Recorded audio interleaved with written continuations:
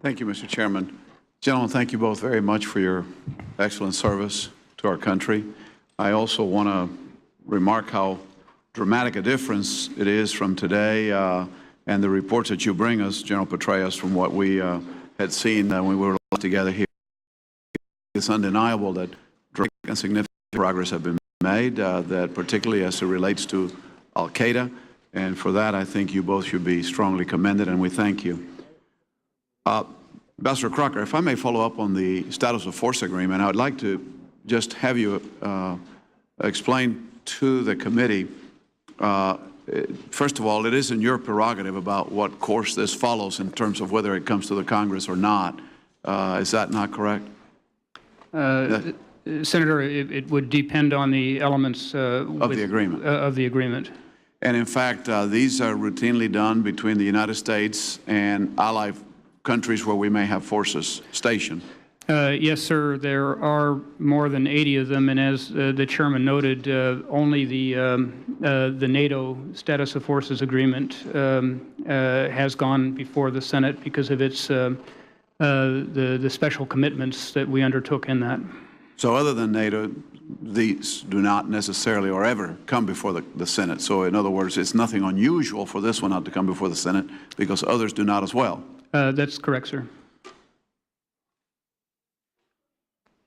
Let me ask you, if I may, about the diplomatic interaction with Iran. I know that I continue to be concerned, as I know you are, about their involvement. The December 18 talks have been suspended or postponed. Can you tell us about the status of those potential Iran going into the future? Days ago, the Iraqi Foreign Ministry announced that they were working on arrangements for another round of talks. We have indicated to the Iraqi government previously that we would be prepared to participate in such talks at the request of the Iraqi government, and if, in the judgment of the Iraqi government, they might possibly improve the security situation. So, as it stands now, the government of Iraq is making efforts to see if it can schedule something, and if they can, we'll be there.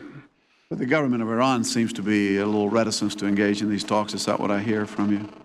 Yes, sir. We've been through a number of efforts since December, as you point out, and each time something seems to get in the way of the Iranian schedulers. I know for a long time we talked about the need for us to engage and talk to Iran. I guess it's difficult to talk to someone that doesn't want to talk back or whose actions may not be in good faith. And in that regard, General Petraeus, you mentioned earlier about 107-millimeter rockets that were being fired upon the international zone in Baghdad. Do we have any idea where the insurgent groups in Iraq are getting these 107-millimeter rockets to fire?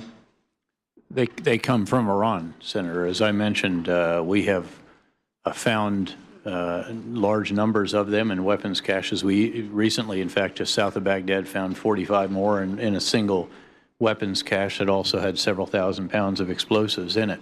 They have come from Iran, there's no question about it, and we have individuals in detention who have explained the entire process that goes on with the special groups, how they are brought over there, how they are recruited, trained, how they are funded, and we've captured, in fact, again, as I mentioned, one of the senior heads of the special groups and a number of other of their leaders and financiers, all of whom were, again, supported by the Iranian Quds Force. And we, as you know, also have members of the Quds Force in detention.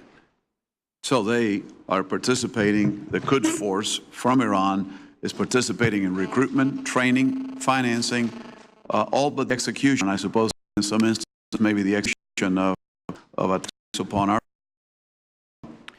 I can't execution directly. There's a clear sense that there has been direction of attacks and of dialing up and dialing down at different times. Now, we've heard some discussion recently in the media that perhaps Iran had a role in the truce, as it was called, in Basra in recent days. Can you comment on that? Senator, there has been speculation. I would have to say, honestly, I simply don't know. I think the statement by Muqtada Sadr can be explained in Iraqi terms, just as his original ceasefire announcement in August and its renewal in February were. I think that he and the other members of the Sadr political trend are as aware as anyone that the Jaish al-Mahdi special groups activities politically did not play to their advantage at all. And what we may be seen through this statement and through some of his subsequent actions and statements is an effort to distance himself from those extremist elements. I think that would make sense. The Sadr movement in its inception touched a deep vein in Iraq. It was populist, it was Iraqi nationalist, it was Arab nationalist. It's kind of lost its moorings somewhat in recent years with this gravitation toward Iran. What we may be seeing now, if you're explaining this in Iraqi terms, is an effort to move away from the Iranian-backed and I would say controlled special groups and move back into the Iraqi political forum. I would certainly hope that's the case. My time is up, but I would like to just close with a comment that some would suggest that we should withdraw troops from Iraq so that we might send them to Afghanistan. I would really prefer to see our NATO partners pick up their share of the load in Afghanistan rather than just shift our troops from one country to another. Thank you both very much. I admire greatly the work that you're doing.